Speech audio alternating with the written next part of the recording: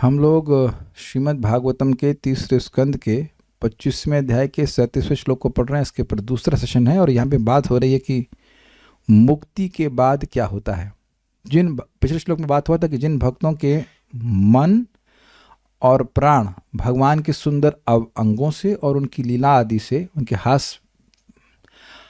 हास्यपूर्ण दृष्टि से और मधुर वचनों से हर ले जाते हैं, basically those are attracted to Krishna, तो अब उनको वो नहीं भी चाहते हैं, फिर भी भक्ति देवी उनको मुक्ति दे देती है। ये लीजिए प्रभु जी, ये फोन किसी मान लो फोन एकदम खट्टा लो भाई ले तो अब कोई अच्छा फिर क्या होता है, तो इसके बाद बोल रहे हैं कि वह मुक्ति प्राप्त करने के बाद, बेसिकली भाव भक्ति के बाद अनेक अनेक प्रकार की विभूतियाँ आदि भक्त को प्राप्त हो जाती है, यद्यपि उसकी भी कोई स्पृहा उनको नहीं होती है, लेकिन वह और भगवान के धाम में वैकुंठ चले जाते हैं। और प्रभुपाद ने भी समझाया कि इसी जगत में भी उनको प्राप्त हो जाती है। पहले श्लोक बोल लेते हैं। अथो विभूतिं मम माया विनस्ताम ऐश्वर्य अष्टांगमनुप्रवृत्तम्। अथो विभूतिं मम माया विनस्ताम् ऐश्वर्यमष्टांगमनुप्रवृत्तम्। श्रियं भागवतीं वा स्पृहयन्ति भद्रां परस्य मेते श्नुवते तु लोके। श्रियं भागवतीं वा स्पृहयन्ति भद्रां परस्य मेते श्नुवते तु लोके। अथो विभूतिं मम माया विनस्ताम् ऐश्वर्यमष्टांगमनुप्रवृत्तम्। अथो विभूतिं मम माया विनस्ताम् ऐश्वर्यमष्टांगमनुप्रवृत्तम्। श्रियं भागवतीं वा स्पृहयन्ति भद्रां परस्य मेते श्नुवते तु लोके। श्रियं भागवतीं वा स्पृहयन्ति भद्रां परस्य मेते श्नुवते तु लोके। अथो विभूतिं मम माया विनस्ताम् ऐश्वर्यमष्टांगमनुप्रवृत्तम्। अथो विभूतिं मम माया विनस्ताम् ऐश्वर्यमष्टांगमनुप्रवृत्तम्। श्रियं भागवतीं वा स्पृहयन्ति भद्रां परस्य मेते श्नुवते तु लोके। श्रियं भागवतीं वा स्पृहयन्ति भद्रां परस्य मेते श्नुवते तु लोके। अथो विभूतिं मम माया विनस्ताम् ऐश्वर्यमष्टांगमनुप्रवृत्तम्। अथो विभूतिं मम माया विनस्ताम् ऐश्वर्यमष्टांगमनुप्रवृत्तम्। श्रियं भागवतीं वा स्पृहयन्ति भद्रां परस्य मेते श्नुवते तु लोके। श्रियं भागवतीं वा स्पृहयन्ति भद्रां परस्य मेते श्नुवते तु लोके। श्लोक के शब्दों का अर्थ थोड़ा समझिएगा, इजी है, और अब इसका दूसरा भी एक वर्जन है, उसके अनुसार व्याख्या आगे होगी। अथ मतलब इसके बाद, किसके बाद? मुक्ति प्राप्त होने के बाद, अविद्या से निवृत्त होने के बाद। मम मायावी, मुझ मायाधीश की विभूति, मतलब भोगताम विभूति, उन अति श्रेष्ठ होने के कारण और अति प्रसिद्ध विभूति, मतलब जो सत्यलोक आदि तक ऐश्वर्य हैं, अप टू सत्यलोक, जो ब्रह्मलोक में प्राप्त है, वो सब ऐश्वर्य, वो सब जोड़ लीजिए। उसके बाद अष्टांग, दिख गया आपको अष्टांग ऐश्वर्यम, अष्टांग योग की जो सिद्धियां, ऐश्वर्य मतलब सिद्धियां हैं, जो कि अणिमा लघिमा इत्यादि, वो सब। अनुप्रवृत्तम, जो भक्ति प्राप्त होने के बाद मिलती हैं, प्रवृत्त होती हैं, मिलती हैं। अनु मतलब भक्ति के बाद मिलती हैं। तो कितने सेट हो गए? एक सेट हो गया सत्यलोक पर्यंत विभूतियां, ऐश्वर्य, अष्टांग योग की सिद्धियां, और तीसरा है भागवतीम श्रियम, सालोक के साष्टी आदि जो भगवान के वैकुंठीय मुक्ति होती है। और वा से अर्थ हो गया ब्रह्म सुख अथवा ब्रह्म सुख, उसकी अस्पृहयंती। देखिए वा प्लस अस्पृहयंती, दिख गया सबको? सब लोग समझते हैं इस बात को? अस्पृहयंती का मतलब है वह स्पृहा भी नहीं करते हैं, फिर भी वो सब उनको प्राप्त, फिर भी मैं परस्य, पर मतलब परमेश्वर, मुझ परमेश्वर की, ते वे भक्त, लोके भद्राम भद्राम अश्नुवते तू लोके, लोके मतलब वैकुंठ लोक में, और तू मतलब निश्चित ही वह भद्राम अर्थात नित्य आनंदमयी जिसमें दुख का कोई सम्मिश्रण नहीं है, वैसे श्रियम अर्थात ऐश्वर्यों को भोगते हैं। Is it all okay? देखिए बहुत सारे दुख हो सकते हैं। मान लीजिए कोई ऐसी चीज़ मिली इसमें कोई दुख नहीं है, बस एक चीज़ है कि थोड़े समय के लिए मिली, तो बहुत दुख मिल जाएगा ना।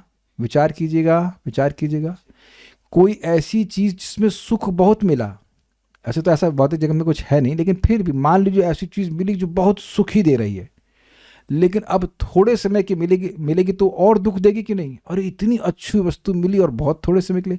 कभी कभी होता अरे इतना अच्छा यार मिला, दोस्त मिला, लेकिन मर गया बेचारा या दूर चला गया। इतनी अच्छी बच्ची थी, या बहुत सारी चीज़ होती है ना, अच्छे पिता थे, मतलब कभी कभी कोई ऐसे पिता या माता होते हैं जिनमें अब कोई व्यक्ति कोई दोष नहीं देखता है। अरे बड़े अच्छी माता थी, बड़े अच्छे पिता थे, लेकिन शरीर छूट गया। ऑल दो इस जगत में ऐसा कोई नहीं है जो आपको हमेशा सुख दे। Forget about this. अगर किसी की ऐसी होप्स हैं क्या? Please raise hands. अभी भी इतना क्लास सुनने के बाद अगर किसी की आशा है कि कोई व्यक्ति जगत में हमेशा आपको सुख दे, तो वो गलत है, ये गलत अंडरस्टैंडिंग है। मुस्कराइए आप मटेरियल वर्ल्ड में है ऐसा कुछ नहीं है। जब दे ही सुख नहीं देता हमेशा, तो फिर इंसान छोड़ दीजिए। लेकिन मान लीजिए ऐसा है, तो अब ऐसा कोई दुख नहीं भगवान मतलब भक्तों को वहाँ प्राप्त हो रहा है, जबकि उसकी स्पृहा भी नहीं कर। तो मैंने समझा दिया था आपको कि चाहे मैं ये ब्लैक स्वेटर पहनूं, चाहे सोने से मड़ा हुआ स्वेटर पहनूं उससे कोई फर्क नहीं पड़ता। जैसा कथा लगेगी, जैसा नाम लगेगा सो लगेगा। तो स्पृहा भक्तों को नाम रुचि की होती है। लेकिन अब भगवान प्रेम से, वात्सल्य से भर करके जबरदस्ती ये ले स्वेटर, सोने का स्वेटर पहन ले या वटेवर। आप आगे न पहले पढ़ चुके हैं, वैकुंठ के पार्षदों को विमान मिलता है, ये घूमते हैं, अपनी सुंदर पत्नी मिलती, घूमते हैं, लेकिन उसमें उनका इंटरेस्ट नहीं है। याद आ रहा है आपको? उनका इंटरेस्ट केवल और केवल भगवान के यश में है। और वहाँ बोले थे कि पत्नी सुंदर है, पति बहुत सुंदर है, लेकिन उनके they are not interested in nonsense.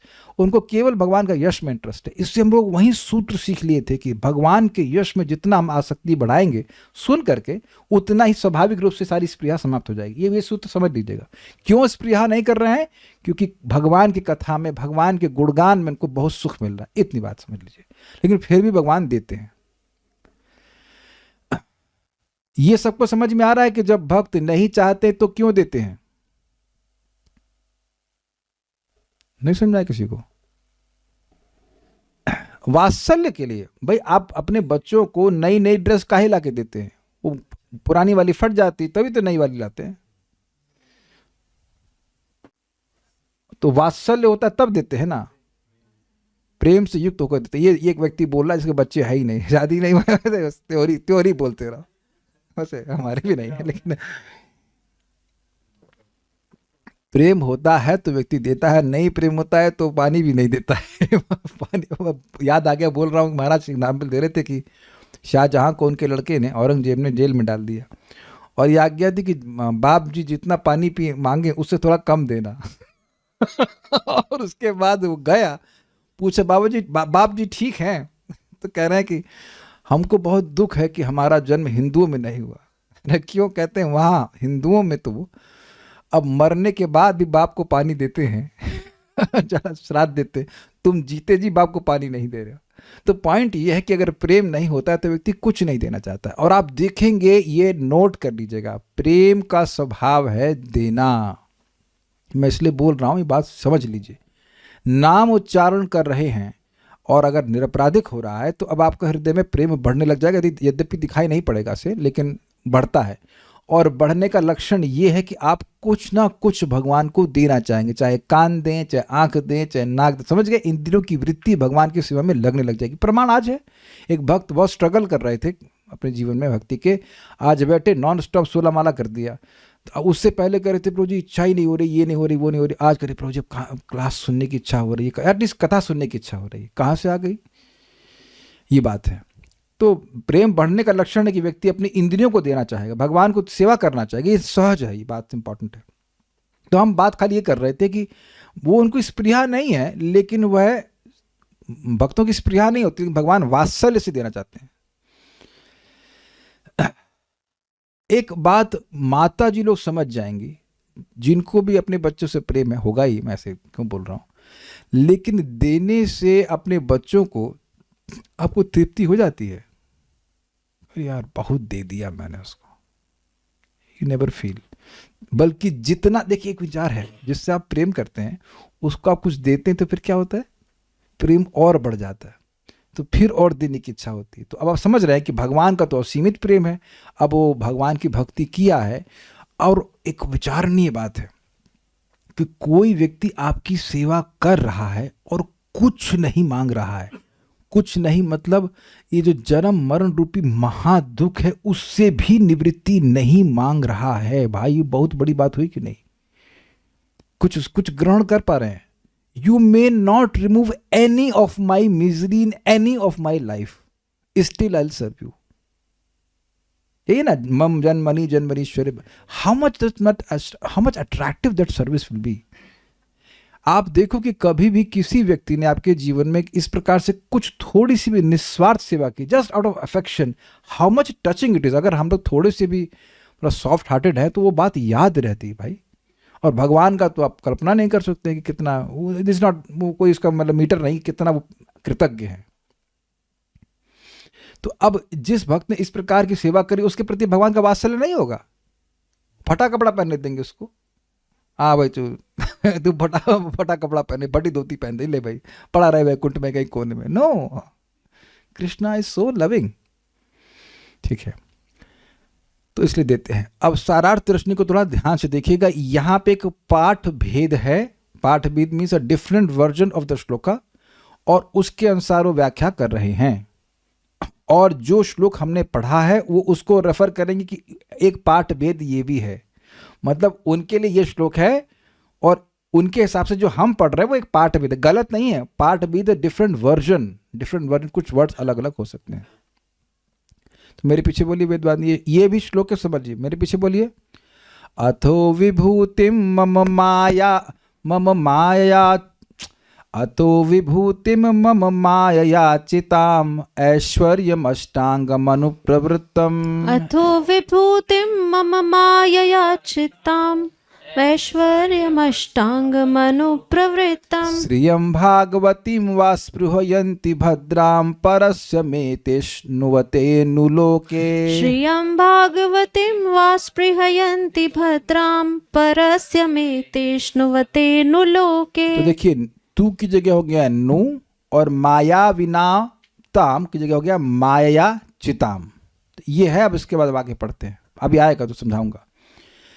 कर्म, ज्ञान, योग आदि भक्ति के बिना सिद्ध नहीं होते, और उन कर्म आदि के बिना भी भक्ति उन फलों की कारण है, जैसा कि श्री भगवान ने स्वयं उद्धव जी को कहा है, श्रीमद् भागवतम 11, 20, 32, 33। पहले एक बात समझ लीजिए कि ये जो श्लोक लिखा है इसका अनुवाद नहीं है। इसका अनुवाद नहीं है ना, समझ लीजिए कि इसके नीचे लिखा तो अनुवाद है, ऐसा नहीं है। मैंने केवल ये श्लोक टीका में नहीं लिखा है, ये श्लोक इसलिए लिखा है आपके सामने मैंने, ताकि आप समझ सकें कि ये क्या व्याख्या हो रही है। टीका यहाँ से शुरू हो रही है, यहाँ से, इधर से। Is it okay? क्योंकि देखिए एक प्रोग्रामिंग हो जाती है कि जैसे कोई श्लोक है तो उसके नीचे अनुवाद रखा होगा। ये अनुवाद नहीं है, अनुवाद मोटा मोटी वही चल रहा है, बस थोड़ा सा ट्विकिंग होगी, ट्विक समझ हल्का सा चेंज हो जाएगा, उसमें थोड़ा सा अर्थ चेंज हो जाएगा। तो यहाँ से शुरू हो रही। कर, कोई पेंसिल छील रहा है क्या? थोड़ा सा रुक जाइए। कर्म, ज्ञान, योग आदि भक्ति के बिना सिद्ध नहीं होते, और उन कर्म आदि के बिना भी भक्ति उन फलों का कारण है, जैसा श्री भगवान ने स्वयं उद्धव जी को कहा है, श्रीमद् भागवत 11, 20, 32, 33। मेरे पीछे बोलिए। यत् कर्मभिर्यत् तपसा ज्ञान वैराग्यतश्च यत् कर्मभिर्यत् तपसा ज्ञान वैराग्यतश्च योगेन दान धर्मेण श्रेयोभिरितरैरपि योगेन दान धर्मेण श्रेयोभिरितरैरपि सर्वं मद्भक्ति योगेन मद्भक्तो लभते अंजसा सर्वं मद्भक्ति योगेन मद्भक्तो लभते अंजसा स्वर्गापवर्ग मद्धाम कथंचित् यदि वाञ्छति स्वर्गापवर्ग स्वर्गापवर्गमद्धामा कथञ्चित् यदि वाञ्छति यत्कर्मभिर्यत्तपसा ज्ञानवैराग्यतश्च यत्कर्मभिर्यत्तपसा ज्ञानवैराग्यतश्च यत् योगेन दानधर्मेण श्रेयोभिरितरैरपि योगेन दानधर्मेण श्रेयोभिरितरैरपि सर्वं मद्भक्तियोगेन मद्भक्तो लभते अंजसा सर्वं मद्भक्तियोगेन मद्भक्तो लभते अंजसा स्वर्गापवर्गमद्धामा कथञ्चित् यदि वाञ्छति स्वर्गापवर्गमद्धाम कथंचिद यदि वांछति।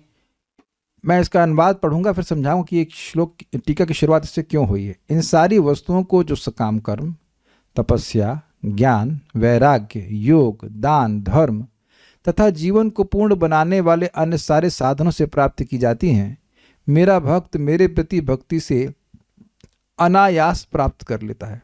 अनायास बोले तो बिना प्रयास के लिए। तो जिन चीजों की हम इच्छा नहीं करते उनके लिए हम लोग प्रयास करते ही रहते हैं, है ना। अरे निशा माता जी इतना तो समझ लीजिए, देखिए समझिए, मैं समझा रहा हूं, केवल आपको समझा रहा हूं। जिन चीजों की हम इच्छा नहीं करते उनके लिए हम बहुत प्रयास करते हैं। Is it understandable what I am trying to speak? अनायास का मतलब होता है कि बिना प्रयास के। तो उसका मतलब है कि आप उसकी इच्छा भी नहीं कर रहे हैं। इच्छा नहीं कर रहे हैं तभी तो प्रयास नहीं कर रहे हैं। यहां नहीं लिखा है कि अल्प प्रयास के द्वारा प्राप्त कर लेता है। अगर सकाम कर्म करता है तो कहां जाता है? स्वर्ग जाता है। और कोई तपस्या करेगा तो वो अष्टांग योग आदि करेगा तो उसको सिद्धियां प्राप्त होंगी। ये हुआ ना, तो उसको मेहनत करनी पड़ेगी ना, तब वो उसको प्राप्त होगा। यहां कह रहे हैं अनायास प्राप्त कर लेता है। जैसे कोई व्यक्ति किसी परिवार में किसी अमीर के यहां पैदा हो गया तो चांदी का चम्मच बिना प्रयास के प्राप्त कर लेता है। समझे? Man born, what is that, child born with a silver spoon, उसको सेरेलैक चांदी के चम्मच में खिलाएगा। अब उसके लिए क्या प्रयास कर रहा है? आप लोग जहां पैदा हुए तो उस घर में, मान लीजिए वो खुद का घर था कोट एंड कोट, तो उस घर को बनाने के लिए आपने क्या प्रयास किया? कितने लोग अपने पिताजी के घर में रह रहे तो उस घर को बनाने के लिए प्रयास किए? I hope you are getting the point. प्रयास। आपके पास कुछ खेत है ना, आपके पास, अभिषेक प्रभु, आपके पिताजी के पास, तो आपको उसको प्राप्त करने के लिए क्या प्रयास करना पड़ा? कुछ नहीं। तो पॉइंट ये है कि जिन चीजों की हम इच्छा नहीं करते उनके लिए प्रयास नहीं करते, तो ये अनायास प्राप्त कर लेता है। इसका मतलब है कि शुद्ध भक्त को ये सब चीजें नहीं चाहिए होती, तो अपने आप मिल जाता है उसको। ये बात है। यदि मेरा भक्त किसी ना किसी तरह स्वर्ग जाने, मोक्ष या मेरे धाम में निवास करने की इच्छा करता है तो वह ऐसे वर सरलता से प्राप्त कर लेता है। अब पॉइंट क्या है? यहां भगवान कह रहे हैं कि यदि इच्छा करता है तो ये सब चीजें अपने आप मिल जाती हैं। भगवान तो जो भक्त चाहता है वो सब देने की इच्छा रखते हैं, जैसा चाहे। उसको ये नहीं होना चाहिए भगवान आपने स्वर्ग नहीं दिया, ऐसे ले आए आप सीधे, स्वर्ग देखने भी नहीं दिया, क्या है, देख लो देख लो देख लो, बाद में तो ऐसे ना, अरे स्वर्ग तो दिखा देते आप, ऐसा नहीं है। तो पॉइंट यहां पे क्या है कि भक्त लोग भक्ति करें और फिर भी अगर कोई उनकी इच्छा रह गई तो भगवान उसको दे देंगे। अब लेकिन पॉइंट यहां पे समझने वाली बात यह है कि ये श्लोक हमारा डिस्कशन क्या है? डिस्कशन ये है कि इस जगत की कोई भी वस्तु, जो भी विभूति है, वो सब भक्तों को वैकुंठ में प्राप्त हो जाती है। यही तो पॉइंट ऑफ डिस्कशन है ना। तो ये बात सपोर्ट कर रहा है ये श्लोक भगवान का स्वयं की ही उक्ति। यानी यहाँ पे कपिल देव बोल रहे हैं, वहां पे भगवान कृष्ण बोले, दो भगवान बोल रहे हैं। नहीं, दो भगवान नहीं, एक ही भगवान है। वो अलग अलग नहीं है। तो कपिल देव भगवान भी बोल रहे हैं और कृष्ण भगवान भी बोल रहे हैं। They are same person, they are not different. तो अब वो ये बोल रहे हैं कि मेहनत करने की जरूरत नहीं है ऐसी वस्तुओं को प्राप्त करने के लिए जिनको इस जगत की कोई पढ़ाई प्राप्त नहीं कर पाएगी। जगत से मतलब ये जो BSc PhD कर रहा है आदमी, उससे किसी को स्वर्ग मिलेगा? किसी को पूछो कहाँ तक पढ़े हैं, वो PhD कर रहे हैं, किस लिए? स्वर्ग जाने के लिए। ये बताइए कि आज तक कोई सुना है कि हम PhD कर रहे हैं स्वर्ग जाने के लिए? जिस है ना, या PhD कर रहे हैं वो अष्टांग योग की सिद्धि प्राप्त करने के लिए PhD कर रहे हैं। तो आप देख लीजिए कि जिस जिस डिग्री का अहंकार पाल कर घूम रहा है व्यक्ति, उससे ये सारे श्रेय नहीं मिलने वाले। वो श्रेय के लिए आई नहीं, वो 2 वक्त की रोटी मिल जाएगी जो कि मजदूर को भी मिल ही जाती है समा उधर। आई मीन यही ना, उससे ज्यादा क्या मिल जाएगा आपको बताओ।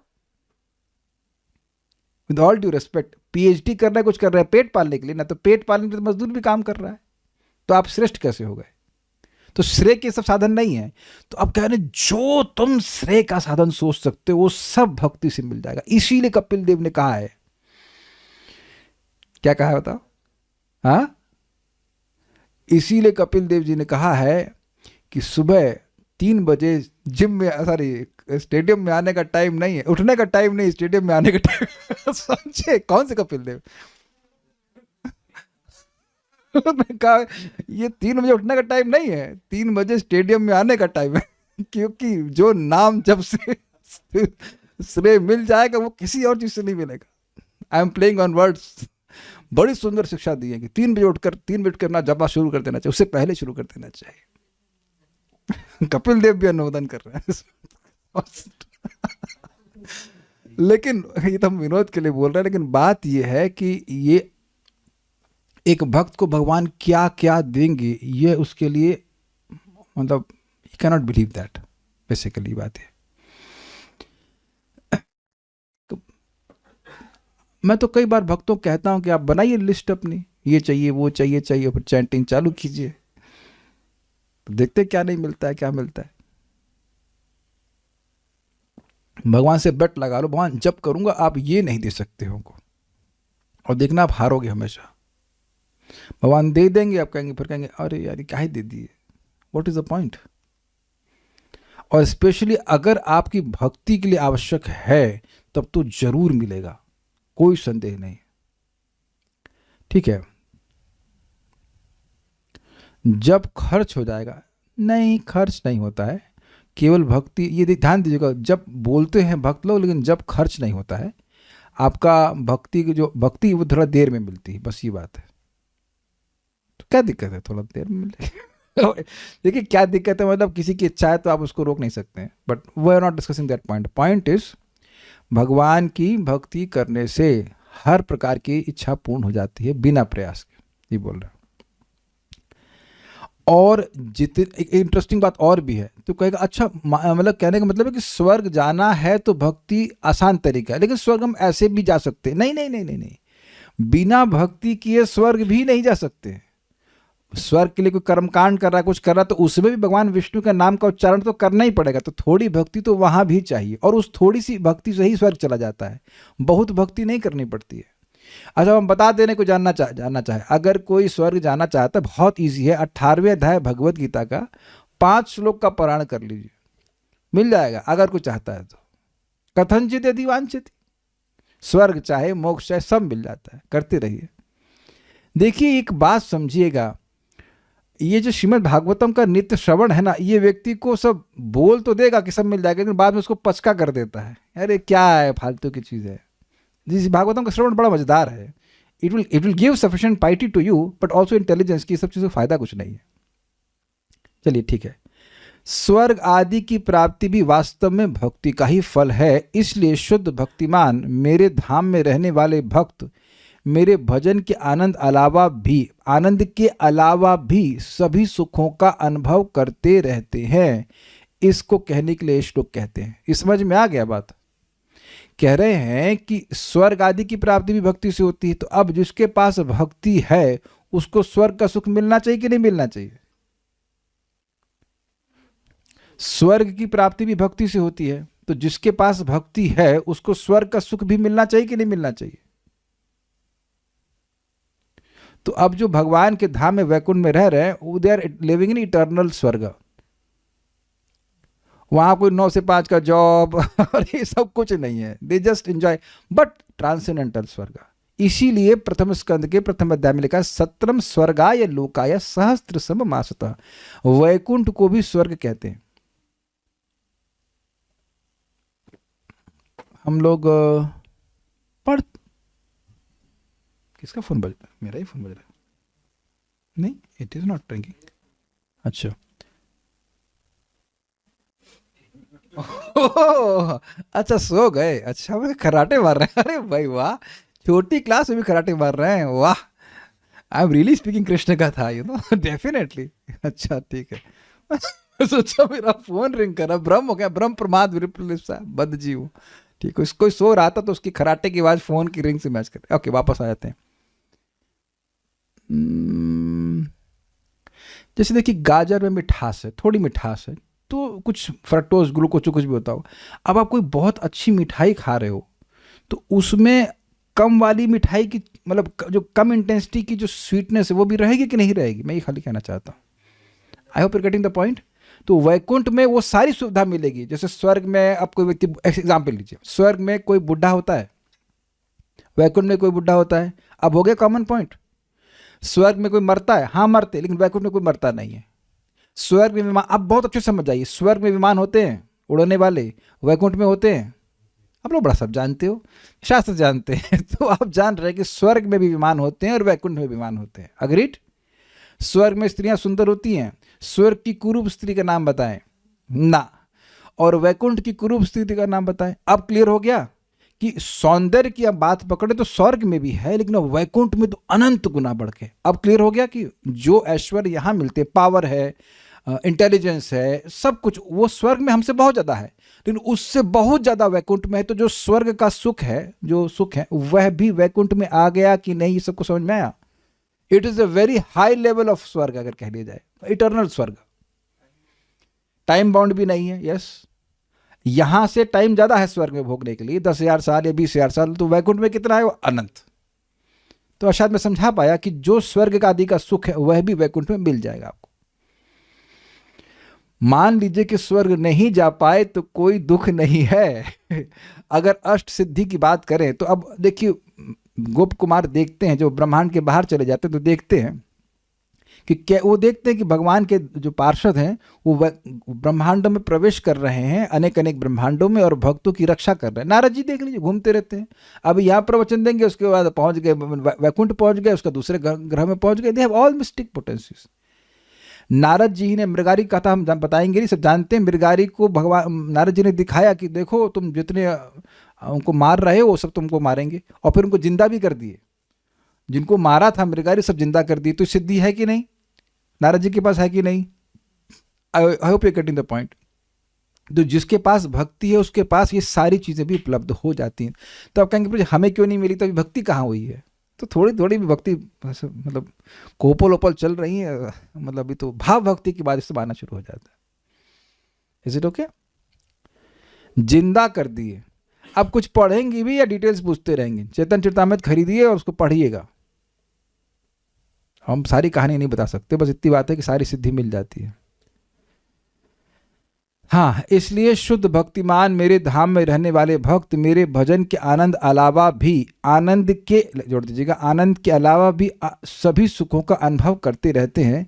इसको कहने के लिए श्लोक कहते हैं अथो, अर्थात अविद्या की निवृत्ति के बाद ही, उससे पहले नहीं, अर्थात भाव भक्ति। भाव भक्ति पे अविद्या पूरी खत्म हो जाती। माया चिताम, मेरी शक्ति माया द्वारा रचित। रचित और चिता में कुछ आपको कॉमन लग रहा है? समझा क्या? चित वो तो जो मैं समझ पाया हूं, ये माया रचिताम कह सकते हैं। तो माया चिताम ऐसे करके ले रहे हो। चिता मतलब वो नहीं जो अग्नि फूका जाता है, वो नहीं भाई। माया मतलब माया के द्वारा, और चिताम मतलब रचिताम। तो मेरी शक्ति माया द्वारा रचित, वही अर्थ है। मायावीन शब्द था और माया चिताम शब्द, वो अर्थ वही है, बस शब्द थोड़ा अलग रखा गया है। तो जो मेरी माया के द्वारा रचित विभूतियां हैं उन सब का वो अनुभव करते हैं। भाई माया की विभूतियां कहाँ तक होती हैं? सत्यलोक को उसके थोड़ा और आगे भी जोन में, वो सब वो भोग करता है, उसको कोई दिक्कत नहीं। विभूति मतलब समस्त ब्रह्मांड में फैले हुए सभी सुख, यानी माया रचिताम, अगर र लगा दी, चलिए, माया रचिताम विभूतिम, जितनी भी माया के द्वारा रचित विभूति हैं उनको वह अनुभव करता है। मैं रुकूंगा जब चक्रवर्ती पाद की टीका समाप्त होगी, उससे पहले नहीं। यदि यहाँ यह पाठ हो जो कि हम लोग पढ़े थे, माया विना ताम, तो अर्थ होगा मायाधीश जो मैं हूँ वह मेरे ही ऐश्वर्य है। तो मतलब वहाँ पे भी अर्थ यही हुआ कि भगवान मायाधीश हैं और जो माया के द्वारा, उनकी माया के द्वारा रचित ऐश्वर्य इस जगत में उनको वह भोगता है। इसकी व्याख्या मैंने कर दी कि कैसे भोगता है वो। आगे इजी है, अष्टांगम ऐश्वर्य अनुप्रवृत्तम, अर्थात अणिमा आदि 8 योग सिद्धियों का सुख भी भक्ति के बाद स्वतः मिलता है। सुख से मेरा मतलब है कि सुख का मतलब है they if they want they can employ it. जैसे नारद जी को दिखाना था मृगारी को कि भाई हम शक्तिशाली हैं, उसको विश्वास होता तो कर दिए। या नारद जी और पर्वत मुनि वो हर्षोक भाई साहब को उठा दिए थे, क्या नाम है इनका, चित्रकेतु महाराज के बेटे को। तो पहले बेटा दे दिए पर्वत मुनि, फिर मर गया, फिर नारद जी और वो आए तो उसको उठा करके फिर बुलवाना शुरू कर दिए। तो ये सब इसकी जरूरत थी प्रीचिंग की, तो उनको कोई प्रीचिंग में तो बुलवा दिए बच्चे को। ठीक है, ऐसा नहीं कि सबके बच्चे जलाते घूम रहे हुए ऐसा नहीं है। If they want they can use it.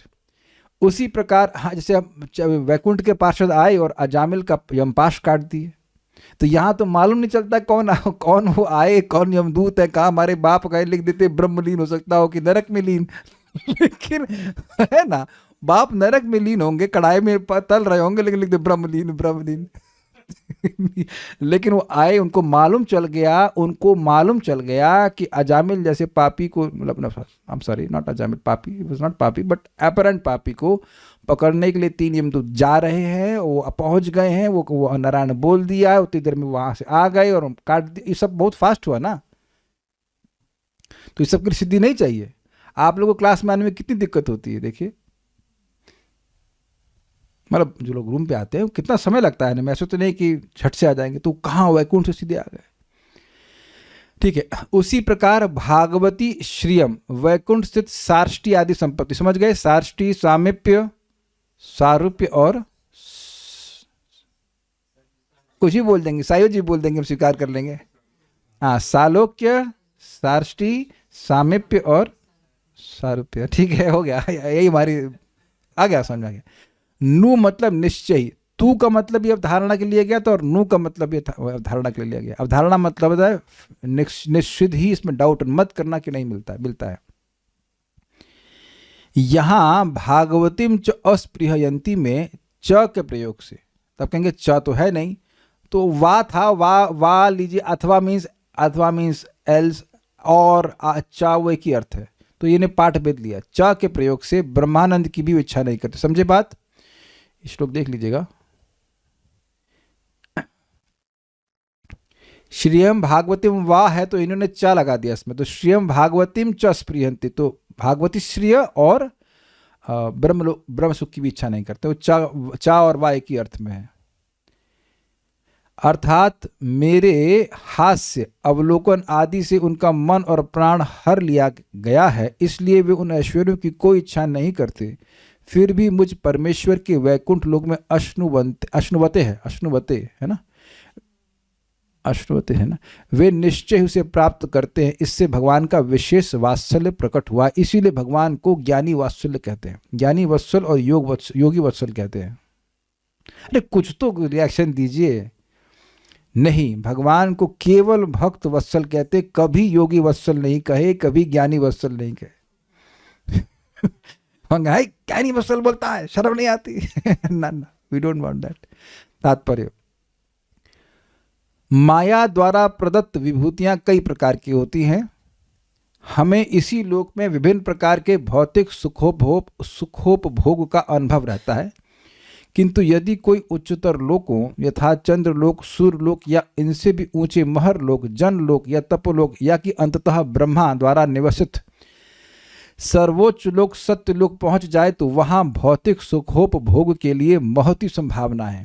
ये बड़ी इंटरेस्टिंग बात है, इसकी व्याख्या मैं कल भी कर रहा था कि यहाँ थोड़े थोड़े टुच्चे भोग के लिए व्यक्ति टुच्चा बन जाता है और मन लगा रहता है सुबह शाम, एकदम like a dog, working like a dog. Even dog doesn't work, but I don't know why, कुत्ते की तरह लगा रहता है, गधे की तरह लगा रहता है।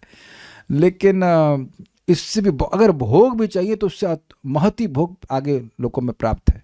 उदाहरणार्थ, वहां पर इस लोक की अपेक्षा जीवन कई अधिक दीर्घ है। कहा जाता है कि चंद्रमा जीवन अवधि ऐसी है कि हमारे 6 मास वहां के 1 दिन के तुल्य हैं। सर्वोच्च लोक में जीवन की अवधि की हम कल्पना भी नहीं कर सकते। 1000 साल का जीवन आज तो आप 100 साल का जीवन की भी कल्पना नहीं कर सकते। और मान लो कोई कह दे कि तुम 100 साल तक जियोगे, तो वो सोचेगा मैं ऐसे युवा जीऊंगा। भाई 80 साल के बाद आप जीना नहीं चाहेंगे, काहे बोल दिया 100 साल के लिए। है ना, 20 साल तो बेड पे बेड पे ही पड़े रहेंगे। और आप लोग बोलेंगे उठा ले उठा ले। कोई उठाएगा भी नहीं। राम जी भी नहीं सुन, राम जी 20 साल नहीं सुनेंगे। तो ये है ना, तो लोग सोचते हैं 100 साल जिएंगे तो मतलब ऐसा एकदम युवा जिएंगे ना भाई ना। लेकिन इस प्रकार से नहीं जीते हैं वो। आप लोगों को बता दूं कि उनके एक मतलब गार्लैंड रहता है, तो वो सूख जाएगा पुरुषों का। अगर वो माला सूख गई तब उनका गिरने का टाइम आ गया, और अगर स्त्रियों को संतान हो गई तब उनका गिरने का टाइम आएगा। ये सिस्टम स्वर्ग में रहता है। लेकिन उससे पहले इतना वो वृद्ध होते, ना बीमार पड़ते, ना कुछ भी। एक बात विचार कीजिए भाई, बीमार ही ना कोई पड़े तो कितना सुख है।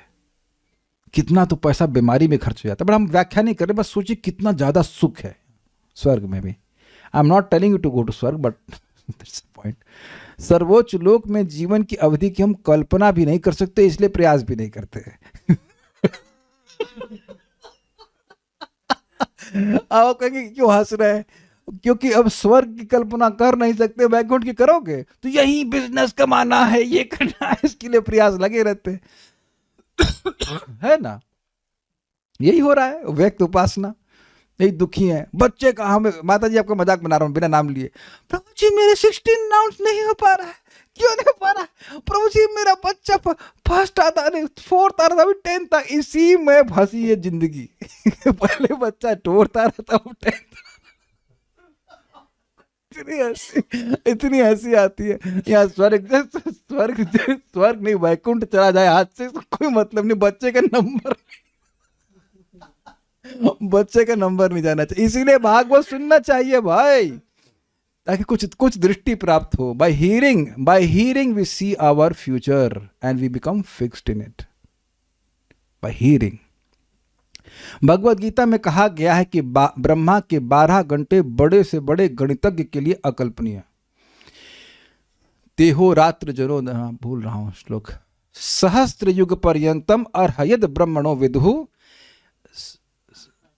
रात्रिम युग सहस्त्रांतम तेहो रात्र विदो जना। 8वें अध्याय में भगवत गीता में ढूंढ लीजिएगा, सहस्त्र युग पर्यंतम। अब इसकी व्याख्या हम नहीं कर रहे, आप सब जानते हो 1000 युग का ब्रह्मा जी का एक दिन होता है। ये सभी भगवान की बहिरंगा शक्ति या माया के वर्णन है। ये सब ब्रह्मांड के अंदर हो रहा है। इनके अतिरिक्त अन्य ऐश्वर्य भी हैं जिन्हें योगी अपनी योग शक्ति से प्राप्त कर सकते हैं। ये सभी भौतिक है। जैसे आपने देखा था, उनको भी तो मिले थे, कर्दम ऋषि को भी मिल ही गए थे। भक्त इन समस्त भौतिक भोगों की कामना नहीं करता, यद्यपि ये इच्छा मात्र से उन्हें सुलभ हो सकते हैं। देखिए एक बात समझ लीजिए, क्यों नहीं। A devotee is absolutely not interested to put himself in centre. भगवान के भक्त कभी अपने को केंद्र में नहीं रखना चाहते हैं, वो केवल भगवान को केंद्र में रखना चाहते हैं। इसी से उनको सुख मिलता है। उनकी अविद्या खत्म हो गई है। वो इस भावना से बाहर निकल गए कि मैं अपने को केंद्र में रख के सुखी हो जाऊंगा। और जो भी व्यक्ति को सिद्धि मिलती है, उसकी एकमात्र इच्छा होती है कि वह स्पेशल दिखे, अलग दिखे। Is it okay? तो ये सब चीज़ों में वो इंटरेस्ट नहीं रखते। क्या मिल जाएगा? भगवत कृपा से भक्त इच्छा मात्र से आश्चर्यजनक सफलता प्राप्त कर सकता है, किंतु वास्तविक भक्त को इन सब की इच्छा नहीं होती। भगवान चैतन्य महाप्रभु की शिक्षा है कि मनुष्य को न तो भौतिक ऐश्वर्य या ख्याति की कामना करनी चाहिए, न भौतिक सौंदर्य का भोग करना चाहिए। उसे तो भगवान की भक्ति में तल्लीन रहने की कामना करनी चाहिए, भले ही उसे मुक्ति लाभ न हो और अनंत काल तक जन्म मृत्यु के चक्र में रहना पड़े। ये संभावना बोली जा रही है। अनंत काल तक भक्त सड़ेगा नहीं यहां पर। Is it okay? Is it really okay? ये भक्त का भाव है कि भगवान आप चाहे मुझे जगत में पड़े फेंके रखें, लेकिन मैं केवल भक्ति चाहता हूं। जो इतना प्रेम कर रहा है भगवान, तो उसको तो पहले लेके चले जाएंगे। खुद वो बोल रहे हैं ना, भगवत गीता के 12th चैप्टर में देखते हैं, तेषाम अहम समुद्रता मृत संसार सागरात भवामी न चिरात पार्था मैया वेशित चित्तसाम। ये यही भक्त की इच्छा है ना कि मेरा मन भगवान के चरणों में लगा रहे, भगवान आपके चरणों में लगा रहे, मैं सेवा में लगा रहूं।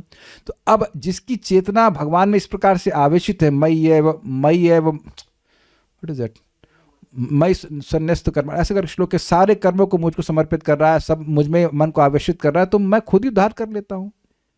आपके बच्चे को आप गोद में उठाकर कहीं ले जाना चाहे तो कर ही क्या सकता है?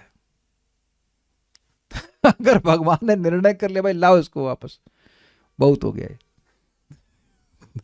भाई तभी आपको निर्णय भगवान का पहले हो चुका है, भगवान का निर्णय पहले ही हो चुका है कि अब आपको वापस लाना है। मैं अभी क्लास याद दिला दूंगा, अगर छूट जाएगा तो क्लास का फिर आपको प्रमाण सहित दिखा दूंगा कि जैसे मर्त्यो यदा त्यक्त सर्वस्तु कर्मा निवेदितात्मा विचिकीर्षितों में 11, 26, 34 से शायद मैं नंबरिंग भर, लेकिन श्लोक यही है, मर्त जो मर रहा है, जो मरेगा ही, वो अगर सारे कर्मों को छोड़कर मेरी शरण में आता है, सारे कर्म मुझको देता है, मतलब मेरी सेवा करता है, निवेदित आत्मा मतलब निवेदन करता है, निवेदन means is offer flowers fruits, भगवान को लगा रहता है सेवा में, तो उसको मैं विशेष बनाने की चिकित्सा से युक्त हो जाता हूँ, अर्थात इसको गुणों के पार लेके जाऊंगा, ऐसी इच्छा भगवान की हो जाती है। लेकिन जाऊंगा मतलब तुरंत नहीं। लेकिन आप सभी लोग भगवान की भक्ति कर रहे हो, नामोच्चारण कर रहे हो, भगवान के समर्पित हो, तो भगवान की इच्छा आ गई है कि अब आपको वापस लेके जाना है। He won't let you stay here. तो ध्यान दीजिएगा, मेरे पास मैं इस पर एक पास टाइम भी सुनाने के लिए लंबा समय हो जाएगा, इसलिए हम नहीं बता रहे, लेकिन इतनी बात समझ लीजिए कि ऐसा भक्त जो भगवान से कुछ नहीं चाहता, तो भगवान भी उसको चाहते हैं। भगवान नहीं चाहते कि हम में से कोई भी व्यक्ति यहाँ सड़ता रहे, लेकिन भक्त की भावना होती है, वो मोक्ष चाहता नहीं इस तरह से। किंतु वास्तव में जो कृष्ण भक्ति में लगा आ गया किंतु वास्तव में जो कृष्ण भक्ति में लगा रहता है, उसकी मुक्ति तो पहले से निश्चित है। ठीक है, जैसे जो गेहूं उगा रहा है उसको तो वो भूसा मिलना पहले से निश्चित है, चाहे फूंक दे उसको, कोई दिक्कत नहीं है। भक्तगण स्वर्ग तथा वैकुंठ लोक के समस्त लाभों का भोग करते, इसकी व्याख्या मैंने कर दी, ठीक है ना, ऑलरेडी समझा दिया था कैसे होता है। यहां पर इसका विशिष्ट रूप से उल्लेख भागवतीम भद्राम के रूप में हुआ है। वैकुंठ लोक में सब कुछ नित्य रूप से शांतिमय है, किंतु तो भी शुद्ध भक्त वहां नहीं जाना चाहता, फिर भी उसे ये लाभ प्राप्त होता है, उसे अपने इस जीवन में भौतिक तथा आध्यात्मिक जगतों की सारी सुविधाएं भोगने को उपलब्ध हो जाती हैं। इसके बाद ब्रह्म ज्योति। तो अब पॉइंट ये है, पॉइंट बहुत सिंपल है कि मैंने इसको पहले भी समझा दिया था कि जिसको भगवान की भक्ति भाव भक्ति प्राप्त हो जाती है, इस जगत में भाव भक्ति ऑनवर्ड्स, तो भाव भक्ति के बाद वो कहीं पे भी रहे, इस जगत में रहे, कहीं रहे, वो उसको इस जगत की कोई दुख सता नहीं सकता है, उसके हृदय में कोई वासना, कोई कठिनाई कुछ भी नहीं आ रही। ये बातें बोल रहे हैं। कुछ बोलने वाला था ना, वो उसको रेफरेंस में एक मैं रेफरेंस दिखा देता हूँ, देन स्टॉप। भगवान आपको ठीक का करने का संकल्प उठा लिए हैं, वो मैं दिखा देना चाहता हूँ, जस्ट अ सेकेंड। पहले भी दिखाया था, फिर दिखा देता हूँ।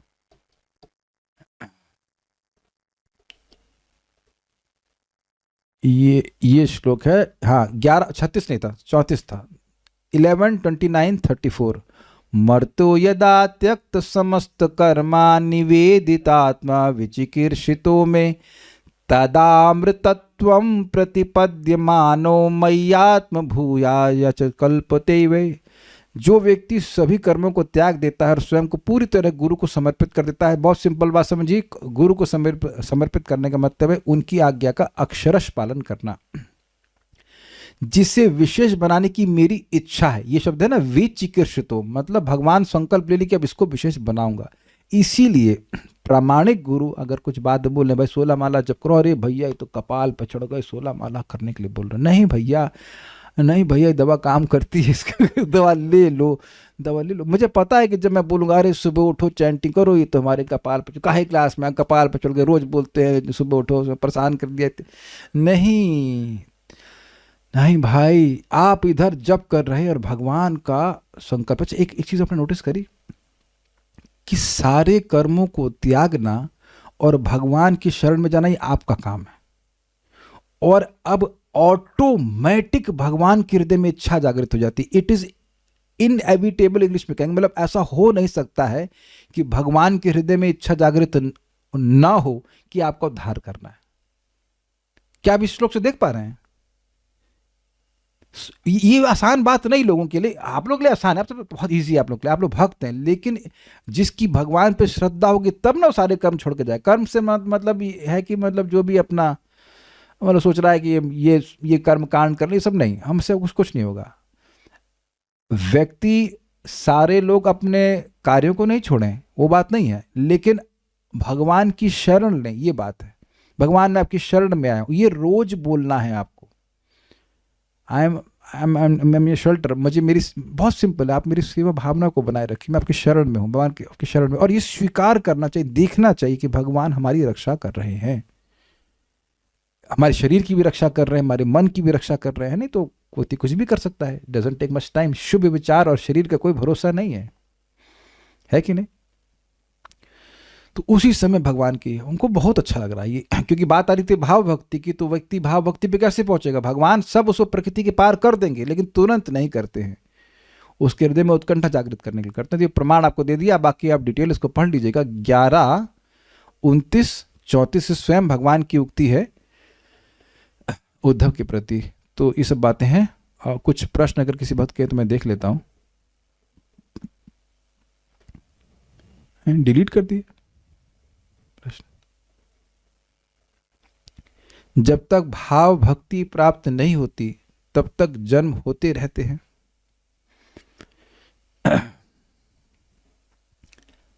देखिए, सिद्धांतता तो बात यह है कि अगर सूक्ष्म शरीर है तो वासना है, वासना है भौतिक भोग की, तो जन्म लेना होगा। लेकिन प्रभुपाद ने एक ग्रेस मार्क दिया है कि if you are 75% perfect, I will take you back to godhead. 75% मतलब निष्ठा। तब कहेंगे ये कैसे होगा? Instead of thinking about when we are going to reach, which is very frustrating question, just remember that we are on a very fast track. Is it sinking? आप हवाई जहाज में बैठे तब भी चिंता करते रहे कब पहुंचेगा कब पहुंचेगा, तो अरे भैया थोड़ा सा बोलो, थोड़ा तेज करे स्पीड। नहीं, वो ऑलरेडी स्पीड बहुत तेज है।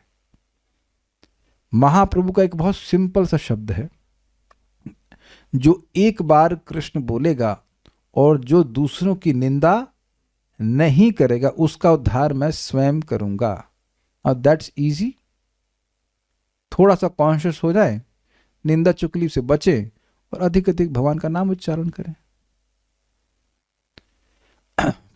और उस पर भी देखिए एक बात और याद रखिएगा कि भगवान के भक्त ने जो रेखा खींच दी है और उसको भगवान कभी क्रॉस नहीं करेंगे। वैसे भगवान हम चाहते हैं कि हम लोग वापस आ जाएं। तो प्रभुपाद जी ने स्पष्ट बोल दिया है, 16 माला का जप करिए, 4 नियमों का पालन तो अपने आप ही हो जाता है, उसमें तो कुछ करना नहीं है, उसमें कुछ साधना तो करनी नहीं है, वो तो कुछ करने वाला है नहीं, इसमें तो नहीं करने वाला काम है ना। कुछ नहीं करना तो आसान होता है ना, कुछ करने के लिए मेहनत नहीं मत करिए। तो अब इसी जन्म में चले जाएंगे, इसलिए ज़्यादा नहीं सोचना होता है, बस इतना समझना है कि सुबह आपका मेरा कोई कर्तव्य नहीं है। सुबह सबसे पहले चैंटिंग खत्म कर दीजिए। इससे पहले कि आप गृहस्थ आश्रम में प्रवेश करें या गृहस्थ आश्रम आप में प्रवेश करें, I would put it like that, है ना। वो सब आश्रम जगेगा तब ना प्रवेश करेगा, मम्मी ये लाओ वो लाओ। आप सुबह उठ करके चैंटिंग कर दीजिए। कोई गाली देने वाला होगा तो भी उठ के गाली देंगे ना, ऐसा तो नहीं कि सोते सोते सपने में गाली बक रहा है तू क्या जब कर रहा है। नहीं, ऐसा तो कोई कंप्लेन हमें आज तक नहीं आई है कि हमारे परिवार वाले सोते समय भी हमें गाली दे रहा है क्योंकि हम भक्ति कर रहे हैं। ऐसा तो नहीं हो रहा ना भाई। तो वो जब सो रहे हो तभी आप चाप दीजिए, चाप, है ना। सोते रहे और आप चापते रहिए, कोई दिक्कत नहीं है। And you will be dam happy. जैसे कि जीव माया में चला जाता है, भगवान से सॉरी बोलता है ना, भगवान सॉरी आगे से नहीं करूंगा, ऐसे माया से सॉरी बोलो। कल से नहीं, आज 16 माला कर ली, कल से नहीं, कल से हर वाले नहीं करूंगा, आज। यू प्लीज डू दैट, क्योंकि ऐसे ऐसे भक्त भगवान के पास गए हैं प्रभुपाद की कृपा से कि कल्पना नहीं कर सकते। मैं कुछ सिंपल तरह से बता रहा हूँ। हम अभी सब्जी लेने गए तो नॉर्मली जाती हैं। अब मेरे को पता नहीं, ऐसे जब जाता हूँ लगता है लाओ भर के लाओ भर के लाओ। अब मैं गोभी खाता होता नहीं, लाओ लाओ सस्ती मिल ले आओ गोभी, है ना, और करते ना ब्रोकली ले आओ, गोभी ले आओ ले। बाद में इतना भर गया, हम लोग दोनों सोच रहे थे ये खाएंगे कैसे। तो फिर उन्होंने करना में, तो आप भी ले जाओ, आप भी ले जाओ। तो कुछ पेमेंट किए थे आप, ये तो फ्री ले गए। है कि नहीं। बहुत जगह ऐसा होता है, टमाटर बहुत पैदावार हो जाती है, 1 रुपये किलो बिक रहा होता है तो मंदिर में चला जाता है, वहाँ चले तो कोई योग्यता नहीं होती। खिचड़ी तो फ्री बट रही है, तो महाप्रभु फ्री में बांट रहे कि वो बड़े परेशान है। वो क्या परेशानी, वो जितना बांट रहे हैं उतना प्रेम का फल और बढ़ता जा रहा है। तो जितना, और अब खाली करेंगे ना अपना गोडाउन, तो जितना वो देंगे उतना और बढ़ जाएगा। ये हिसाब किताब है। उसका प्रमाण क्या है? जगाई माधाई। हम थोड़ा सा समय लेंगे बस। मधाई ने कहा कि पूतना भगवान की माँ बनी, क्या प्रमाण है? शास्त्र प्रमाण है। अजामिल वैकुंठ गया, क्या प्रमाण है? शास्त्र प्रमाण है। कहते हैं हम लोग तो जीते जागते प्रमाण है कि हम आपके पार्षद बन गए। दिस इज वेरी नाइस, समझे बात? मधाई नाच रहे हैं महाप्रभु के संग, तो पार्षद बन गए कि नहीं? तो वहां शास्त्र प्रमाण नहीं है ना, दुनिया देख रही कि जगाई मधाई। और जो जगाई मधाई पाप कर दिए हैं वो आप कल्पना भी नहीं कर सकते। घर जला दिए, और क्या हम नाम नहीं बोलना चाहते, वो तो सब शुद्ध भक्त हो गए, और वो सब शुद्ध हो गए नित्यानंद प्रभु की कृपा से। So we all have chance. हम एक बात और बोलेंगे। एक भक्त प्रभुपाद के पास गए, इंग्लिश में बोले, हम हिंदी में बोले, प्रभुपाद मैं बहुत, आई एम मोस्ट फॉलन, मैं बहुत पतित हूँ। तो प्रभुपाद ने कहा, you are not the most anything. तुम कुछ नहीं हो, तुम सबसे अधिक पतित भी नहीं हो सकते हो। वो पोस्ट भी ले ली गई है। तो तुम कम ही हो। और ये बड़ा एनकरेजिंग है कि जब कोई डॉक्टर कैंसर ठीक कर दिया तो आपका जुकाम तो ठीक कर ही देगा, है कि नहीं? जस्ट लगे रहिए। एक बात और हम बोलना चाहते हैं, just chant in the morning nicely and then see how you are thinking. मैं बार बार इस बात को रिपीट करता हूँ, हरे कृष्ण मंत्र आपके जुकाम को ठीक करेगा नहीं करेगा हमको नहीं पता, लेकिन चेतो दर्पण मार्जनम पे फोकस कीजिए कि ये हो रहा है। अगर किसी को कह दिया जाए कि अब यहाँ से भक्ति छोड़ दो, तो ये संकल्प नहीं आ रहा। स्पेशली जो लोग नाम जप कर रहे हैं और कथा नियमित सुन रहे हैं, उनके मन में संकल्प ही नहीं आ सकता, आता ही नहीं है कि आप भक्ति छोड़ दें। This is very very nice. जो दवा का काम बताया जाता है वो कार्य दिखते हैं अपने जीवन में, तो आपको श्रद्धा हो जाती है। यद्यपि आपको सुबह चैंटिंग कभी अच्छी लगेगी नहीं लगी, उससे हमारा कोई मतलब नहीं है, बट यू सी कितना स्ट्रॉन्ग कन्विक्शन आ जाता है। विल स्टॉप हियर, आगे श्लोक हम देखेंगे कल। तो अब सुबह का ब्रेकफास्ट तो प्रोग्राम में भी खा लिया। तो अब क्या करेंगे देखते हैं। श्रीमद् भागवतम की जय, श्री प्रभुपाद की जय, निताय गौर प्रेमानंदे।